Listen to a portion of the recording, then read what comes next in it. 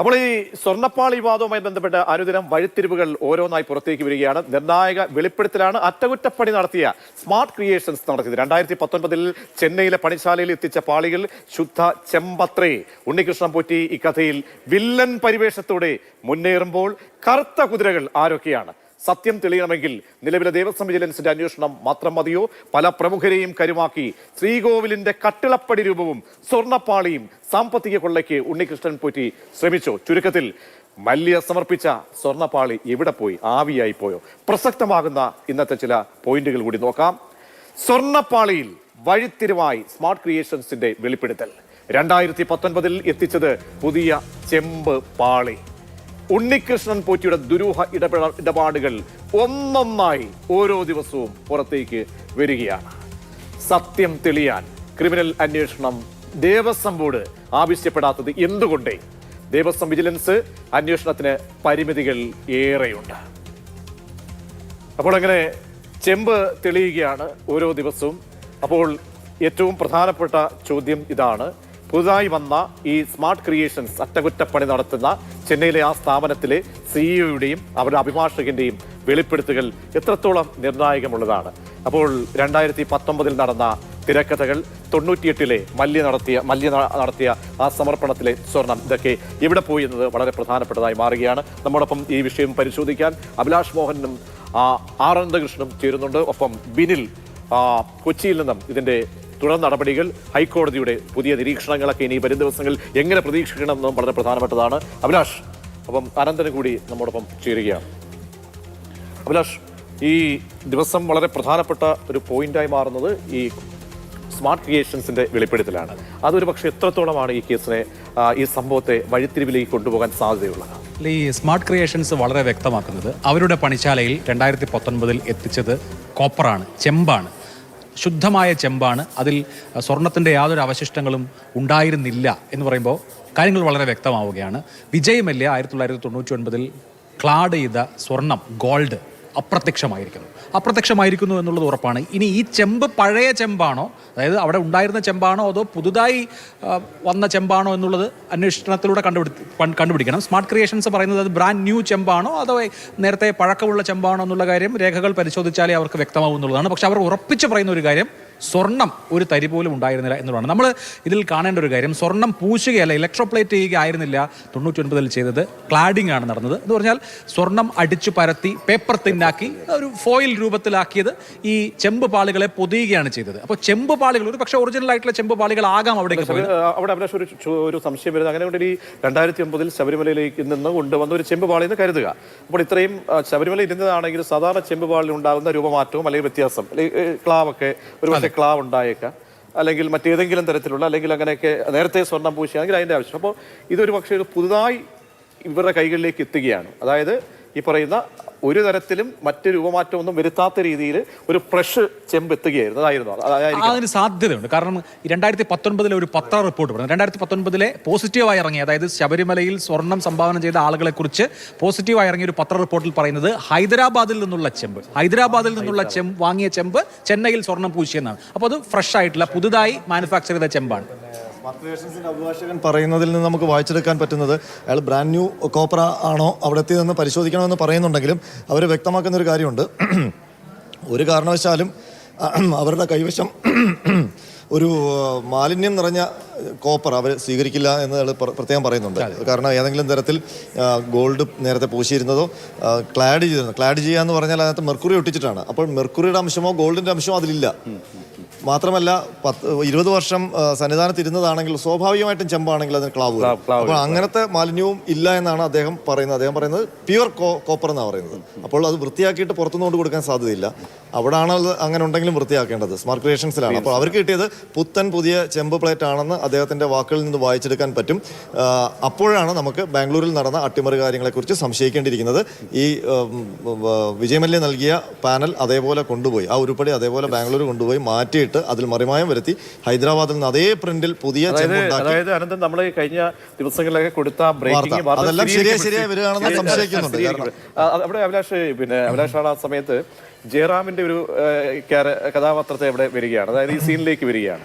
അപ്പോൾ ജയറാമിന്റെ അടുത്ത് ചോദ്യങ്ങൾ ചോദിക്കുമ്പോൾ ഒരു പക്ഷേ അത് ഒരു ആകസ്മികമായിട്ടാണോ അല്ലെ എങ്ങനെയാണ് നമുക്ക് ജയറാമിന്റെ ഒരു സാന്നിധ്യത്തെ തോന്നുന്നത്? കാരണം ഒരുപാട് കഥാപാത്രങ്ങൾ ഈ ഇദ്ദേഹവുമായി ബന്ധപ്പെട്ട് പലരെയും എനിക്ക് തോന്നുന്നു കരുവാക്കി ഉണ്ണികൃഷ്ണൻ അവരെ യൂസ് ചെയ്തിട്ടുണ്ടോ? എങ്ങനെയാണ്? ജയറാം ഒരു അയ്യപ്പ ഭക്തനാണ്. അപ്പോൾ സ്വാഭാവികമായും ശരി ഭക്തൻ എന്നുള്ളതിന് അപ്പുറത്ത് കുറച്ച് അധികം ഭക്തിയുള്ള ആളാണ് ജയറാം. അപ്പോൾ ശുദ്ധമായ നിലയിലാണ് ഞാൻ, അല്ലാതെ ജയറാമിനെ പോലെ ഒരാൾക്ക് ഇപ്പോൾ അതിനകത്ത് വേറെ എന്തെങ്കിലും സംശയിക്കേണ്ട കാര്യമില്ല. അപ്പോൾ ജയറാം വളരെ സത്യസന്ധമായി നമ്മൾ ചോദിച്ചപ്പോൾ പറഞ്ഞ ഒരു കാര്യം, അടുത്ത 500 കൊല്ലം ശബരിമലയിൽ വെക്കാൻ പോകുന്ന കാര്യമാണല്ലോ. അപ്പോൾ ഒരു 15 മിനിറ്റ് എൻ്റെ പൂജാമുറിയിൽ കൂടി ഒന്ന് വെക്കുക, അത് അദ്ദേഹത്തിൻ്റെ ഭക്തി കൊണ്ടുണ്ടായിട്ടുള്ള ഒരു ആഗ്രഹം മാത്രമാണ്. അതിന് നമ്മൾ പിന്നെ ഞാൻ ചോദിച്ചു പൈസ എന്തെങ്കിലും കൊടുത്തിരുന്നു ചോദിച്ചപ്പോൾ കൊടുത്തിരുന്നില്ല എന്നാണ് അദ്ദേഹം പറഞ്ഞത്. അപ്പോൾ ഈ ഇതിലൊരു ആകസ്മികത ജയറാമിന്റെ അടുത്ത് അന്നേരം ചോദിച്ചപ്പോൾ കുറച്ചുകൂടി സ്പെസിഫിക് ആയിട്ട് ചോദിക്കണമെന്നായിരുന്നു എൻ്റെ ഒരു ആഗ്രഹം. കാരണം പൈസ സാമ്പത്തിക ലാഭം ഉണ്ടോ കൊടുത്തിട്ടുണ്ടോ എന്നാണ് ചോദിച്ചത്. ഇല്ല എന്ന് പറഞ്ഞു. ദക്ഷിണ കൊടുത്തിട്ടുണ്ടോ?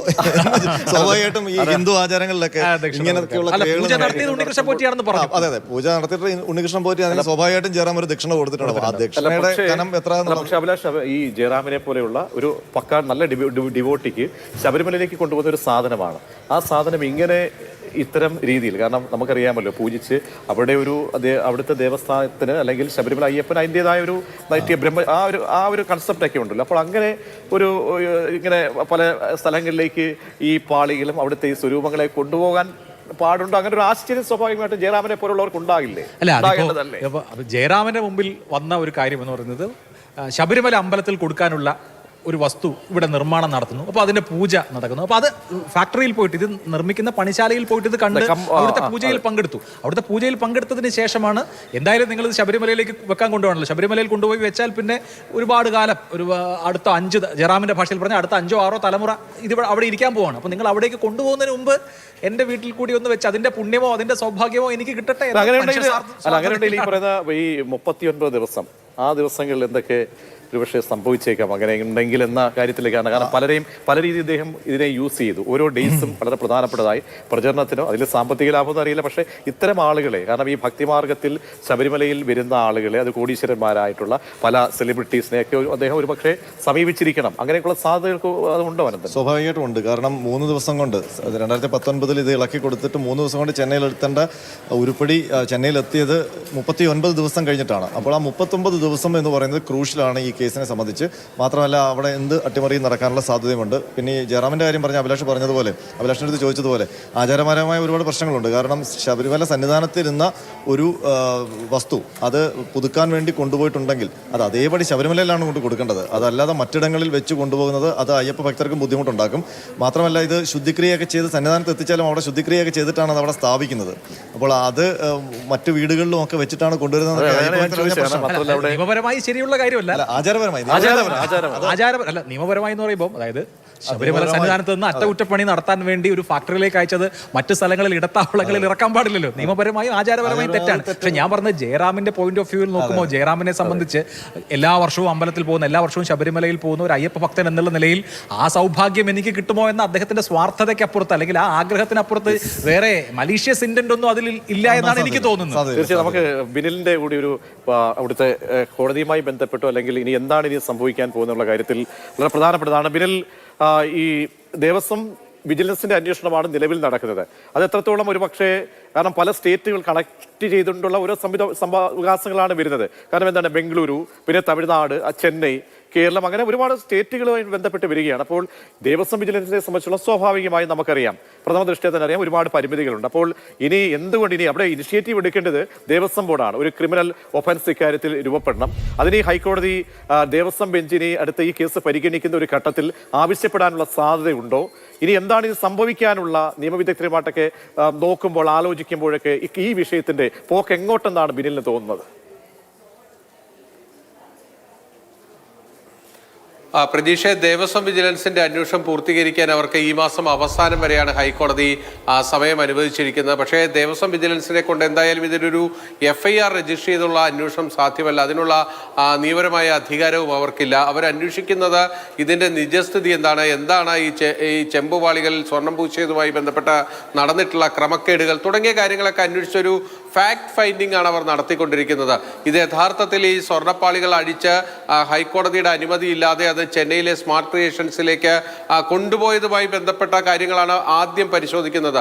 ആ ഒരു ഘട്ടത്തിൽ ഇത് ഈ ദേവസ്വം വിജിലൻസിന് കൈകാര്യം ചെയ്യാൻ കഴിയുന്നൊരു കാര്യം മാത്രമായിരുന്നു. പക്ഷേ ഇപ്പോഴിതിൻ്റെ തലം തന്നെ മാറിയിരിക്കുന്നു. കാരണം ശബരിമല സന്നിധാനത്ത് 1998 സ്ഥാപിച്ച ആ ഗോൾഡ് ക്ലാഡിംഗ് അവിടെ നിന്ന് നഷ്ടപ്പെട്ടു എന്ന രീതിയിലേക്കാണ് കാര്യങ്ങൾ വരുന്നത്.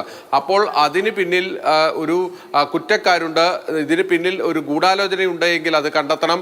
അതോടൊപ്പം തന്നെ ഇതിൻ്റെ പിന്നിൽ പ്രവർത്തിച്ചവർ ഈ ഉണ്ണികൃഷ്ണൻ പോറ്റി മാത്രമാണോ, അതിൽ ഉദ്യോഗസ്ഥർക്ക് വീഴ്ച വന്നിട്ടുണ്ടെങ്കിൽ ആ ഉദ്യോഗസ്ഥർ ആർക്കൊക്കെയാണ്, അവരുടെ ഓരോരുത്തർക്കും വന്നിരിക്കുന്ന വീഴ്ചകൾ എന്തൊക്കെയാണെന്ന് കണ്ടെത്തണം. അതോടൊപ്പം തന്നെ ഈ 2019 തിരുവിതാംകൂർ ദേവസ്വം ബോർഡിന്റെ ഭരണസമിതി അറിയാതെ ഇതൊന്നും നടക്കില്ല. ആ ഭരണസമിതിയിലെ അന്നത്തെ 3 അംഗങ്ങൾ അവർക്ക് എന്തൊക്കെയാണ് വീഴ്ചകൾ വന്നിരിക്കുന്നത്, അത് ഓരോരുത്തരുമായി ബന്ധപ്പെട്ട കാര്യങ്ങൾ എന്തൊക്കെ, ഇതിൽ ആർക്കൊക്കെയാണ് ഈ ഉണ്ണികൃഷ്ണൻ പോറ്റിയുമായി അടുത്ത ബന്ധമുള്ളത് തുടങ്ങിയ കാര്യങ്ങളൊക്കെ അന്വേഷിച്ച് കണ്ടെത്തി അതിലൊരു ക്രിമിനൽ നടപടിയിലേക്ക് പോവുക എന്ന് പറഞ്ഞാൽ അതെന്തായാലും തിരുവിതാംകൂർ ദേവസ്വം ബോർഡിന്റെ വിജിലൻസ് വിഭാഗത്തിന് സാധ്യമായിട്ടുള്ള ഒരു കാര്യമല്ല. ഇതിൽ ഒരു ക്രിമിനൽ കേസ് രജിസ്റ്റർ ചെയ്തുള്ള അന്വേഷണം മാത്രമേ സാധ്യമാകൂ. അങ്ങനെ വന്നാൽ മാത്രമേ ഇതിലെ കുറ്റവാളികളെ കൃത്യമായും ആ നിയമത്തിന്റെ മുന്നിലേക്ക് കൊണ്ടുവരാൻ കഴിയൂ. എന്തായാലും അവിടെ നിന്ന് യഥാർത്ഥ ആദ്യത്തെ സ്വർണ്ണപ്പാളി, അതായത് സ്വർണം പൊതിഞ്ഞ പാളി കാണാതായി എന്നതാണ് ഇപ്പോൾ നമ്മൾ സംശയിക്കുന്നത്. ആ രീതിയിലാണ് സ്മാർട്ട് ക്രിയേഷൻസിന്റെ പ്രതികരണമൊക്കെ തന്നെ വരുന്നത്. അപ്പോൾ ഇത് നമ്മൾ വിചാരിക്കുന്നിടത്ത് ഒന്നും നിൽക്കുന്ന രീതിയിലല്ല ഇപ്പോൾ ഇതിന്റെ കാര്യങ്ങൾ മുന്നോട്ട് പോകുന്നത്. അതുകൊണ്ട് തന്നെ തിരുവിതാംകൂർ ദേവസ്വം ബോർഡാണ് ഇക്കാര്യത്തിൽ മുൻകൈ എടുക്കേണ്ടത്. അവർ എന്തുകൊണ്ട് ഇതുവരെ ഒരു സമഗ്ര അന്വേഷണം വരെ ഇപ്പോൾ ദേവസ്വം ബോർഡ് പ്രസിഡന്റ് പറയുന്നുണ്ടെങ്കിൽ പോലും ഈ സമഗ്ര അന്വേഷണം എന്നത് ഈ വാക്കുകളിൽ മാത്രം ഒതുങ്ങിയിട്ട് കാര്യമില്ല. അത് ആര് നടത്തണം, എങ്ങനെ നടത്തണം എന്നതാണ് തീരുമാനിക്കേണ്ടത്.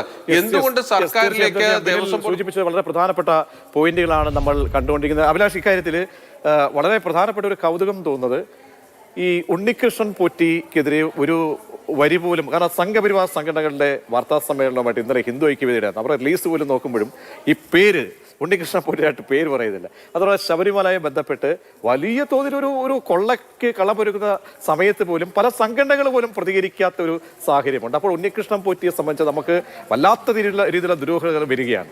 ഉണ്ണികൃഷ്ണൻ പോറ്റി പരികർമ്മിയായി ശബരിമലയിൽ എത്തിയതിന് ശേഷം ഉള്ള കാലഘട്ടത്തിൽ ഒരുപാട് ബന്ധങ്ങൾ ഉണ്ടാക്കിയിട്ടുണ്ട്. അതുപോലൊരു ബന്ധമാണ് ജയറാമുമായിട്ട്. ജയറാം പറഞ്ഞല്ലോ അടുത്ത് എനിക്ക് അറിയാമെന്ന് എന്ന് പറഞ്ഞതുപോലെ രാഷ്ട്രീയ നേതാക്കളുമായിട്ടും മറ്റുമൊക്കെ ബന്ധം ഉണ്ടാക്കിയിട്ടുണ്ട്. സോണിയാഗാന്ധിയുടെ കൂടെ നിന്ന് ചിത്രം എടുക്കുന്ന ഫോട്ടോ കണ്ടില്ലേ എന്ന് പറഞ്ഞാൽ ഒരുപാട് ആളുകളുമായിട്ട് ബന്ധം ഉണ്ടാക്കിയിട്ടുണ്ട്. അതിൽ എല്ലാ പാർട്ടിക്കാരും വരും. അതായത് ശബരിമലയിൽ വരുന്ന പ്രത്യേകിച്ച് ഈ സാമ്പത്തികമായി സ്വാധീനമുള്ള, രാഷ്ട്രീയമായി സ്വാധീനമുള്ള ആളുകളുമായിട്ടൊക്കെ ഉണ്ണികൃഷ്ണൻ പോറ്റി ബന്ധം ഉണ്ടാക്കിയിട്ടുണ്ട്. അതുകൊണ്ട് നാളെ പോറ്റിയെ തള്ളിപ്പറഞ്ഞാൽ ചിലപ്പോൾ ബുദ്ധിമുട്ടാവും. അല്ല, എനിക്കൊന്ന് സിമ്പിളായിട്ട് പറഞ്ഞാൽ മുഖ്യമന്ത്രി ആദ്യം 1ാം പിണറായി സർക്കാർ അധികാരമേറ്റപ്പോൾ അദ്ദേഹം പറഞ്ഞ വാക്കുകളൊക്കെ, അതായത് ചില അവതാരങ്ങൾ എന്ന പോലെ ഒരു ശബരിമലയിൽ ഒരു അവതാരമായിട്ടായിരുന്നു പോറ്റി വന്നത്. ആ പോറ്റി ആരുടെയൊക്കെ കമ്പനിയിൽ ഉണ്ടെന്നുള്ളത് ഇപ്പൊ നമുക്ക് പൂർണ്ണമായിട്ടും അറിയില്ലല്ലോ. അതുകൊണ്ടായിരിക്കും രാഷ്ട്രീയ കക്ഷികളൊക്കെ ഇദ്ദേഹത്തെ ടാർഗറ്റ് ചെയ്യാത്തതെന്നാണ് ഞാൻ വിചാരിക്കുന്നത്. ഇനി എന്തായിരിക്കും ഇപ്പൊ നമ്മൾ പറഞ്ഞല്ലോ ഈ അന്വേഷണത്തിന്റെ ഘട്ടം ഇതാണ്. അപ്പോൾ ഈ അന്വേഷണവുമായി ബന്ധപ്പെട്ട് എന്താണ് പിന്നെ ആനന്ദൻ? ഇതിപ്പം അന്വേഷണം ഇപ്പോൾ ദേവസ്വം വിജിലൻസ് ആണ് നടത്തുന്നത്. നേരത്തെ ബിനു സൂചിപ്പിച്ചതുപോലെ തന്നെ അവരോട് അന്വേഷിക്കാൻ പറഞ്ഞിട്ടുള്ള ചില കാര്യങ്ങളുണ്ട് ദേവസ്വം ബെഞ്ച്. അപ്പോൾ അത് അവർ അന്വേഷിച്ചുകൊണ്ടിരിക്കുകയാണ്. ഉടൻ തന്നെ ഇപ്പം അടുത്ത ദിവസങ്ങളിൽ ഉണ്ണികൃഷ്ണൻ പോറ്റിയെ ചോദ്യം ചെയ്യും, മൊഴിയെടുക്കും. ആ മൊഴിയൊക്കെ രേഖപ്പെടുത്തിയിട്ട് അവർ റിപ്പോർട്ട് കൊടുക്കും. എനിക്ക് തോന്നുന്നത് വിശദമായ ഒരു അന്വേഷണത്തിലേക്ക് പോകും. മിക്കവാറും പത്തനംതിട്ട ക്രൈംബ്രാഞ്ചിനായിരിക്കും ആദ്യം അന്വേഷണം കൊടുക്കുക. കാരണം ശബരിമല ചില കേസുകളൊക്കെ അവർ അന്വേഷിക്കുന്നുണ്ട് പത്തനംതിട്ട ക്രൈംബ്രാഞ്ച്. അതിനുശേഷം അവർക്ക് കൊടുത്ത എഫ്ഐആർ മേൽനോട്ടത്തിലും വേണമെങ്കിൽ അതെ ഒരുപക്ഷെ ഹൈക്കോടതി ഒരു അന്വേഷണം പറയുമായിരിക്കും. സാധാരണഗതിയിലാണെങ്കിൽ പത്തനംതിട്ട ക്രൈംബ്രാഞ്ചിന് കൊടുത്തതിന് ശേഷം ഒരു സ്പെഷ്യൽ ടീമിനെ നിയോഗിച്ചുകൊണ്ട് വിശദമായ അന്വേഷണത്തിലേക്ക് പോകും എന്നാണ് നമ്മൾ ചോദിക്കുമ്പോൾ അതിനുള്ള സാധ്യതയാണ് ഉദ്യോഗസ്ഥരൊക്കെ പറയുന്നത്. അല്ല, മറ്റ് സ്റ്റേറ്റുകളൊക്കെ ഉള്ളത് കൊണ്ട് അങ്ങനെ ഒരു വേറെ ഇപ്പോൾ ക്രൈംബ്രാഞ്ച് അന്വേഷിക്കേണ്ട ഘട്ടമേ ഉള്ളൂ. ക്രൈംബ്രാഞ്ചിൽ തന്നെ അന്വേഷണം വരാനാണ് സാധ്യത. അതും പത്തനംതിട്ട ക്രൈംബ്രാഞ്ചിനായിരിക്കും ആദ്യം പോകുക. കാരണം അവിടാണ് എഫ്ഐആർ ഒക്കെ രജിസ്റ്റർ ചെയ്യേണ്ടത്. അപ്പം അവിടെ കൊടുത്തിട്ട് പിന്നെ വിപുലമായ ഒരു ടീമിനെയൊക്കെ വെച്ച് അന്വേഷണത്തിലേക്ക് പോകുമായിരിക്കും. തീർച്ചയായും അഭിലാഷ് മോനും ഒപ്പം ആർ അനന്തകൃഷ്ണനുമാണ് ഏറ്റവും പ്രധാനപ്പെട്ട ചില പോയിന്റുകൾ വിലയിരുത്തിയത്. അപ്പോൾ ഈ കേസുമായി ബന്ധപ്പെട്ട് ഒരുപാട് കാര്യങ്ങൾ ഇനി പുറത്തേക്ക് വരേണ്ടതുണ്ട്, തെളിയേണ്ടതുണ്ട്, ദുരൂഹതകൾ നീങ്ങേണ്ടതുണ്ട്. പ്രത്യേകിച്ച് ശബരിമലയുമായി ബന്ധപ്പെട്ട കാര്യമാണ്. ഓരോ ഭക്തരും അർപ്പിക്കുന്ന അവരുടെ വഴിപാടുമായി ബന്ധപ്പെട്ട, സ്വർണവുമായി ബന്ധപ്പെട്ടൊക്കെയുള്ള കാര്യങ്ങളാണ്. അപ്പോൾ തീർച്ചയായും നമ്മുടെയൊക്കെ തന്നെ ഈ നമ്മൾ അർപ്പിക്കുന്ന ഇത്തരം പ്രക്രിയകൾക്ക് എന്ത് സംഭവിക്കുന്നു, എന്താണ് ശബരിമലയിൽ സംഭവിക്കുന്നത് അറിയാനുള്ള ബാധ്യത കൂടി ഒരു പൗരന്റെ നിലയിൽ എല്ലാവർക്കും ഉണ്ടാകും. വളരെ പ്രധാനപ്പെട്ട ഒരു കാര്യം, കോൺക്രീറ്റ് പാളി അടർന്നു വീണ് നെടുമങ്ങാട് ആശുപത്രിയിൽ രോഗിയുടെ കൂട്ടിരിപ്പുകാരിക്ക് പരിക്കേറ്റ സംഭവം ഞെട്ടിപ്പിക്കുന്നതായിരുന്നു. അതായത് ഒറ്റ ചോദ്യമേ ഉള്ളൂ, ഈ സിസ്റ്റം എന്ന് നന്നാകുമെന്ന് മറ്റൊരു ഉദാഹരണം കൂടി വരികയാണ്.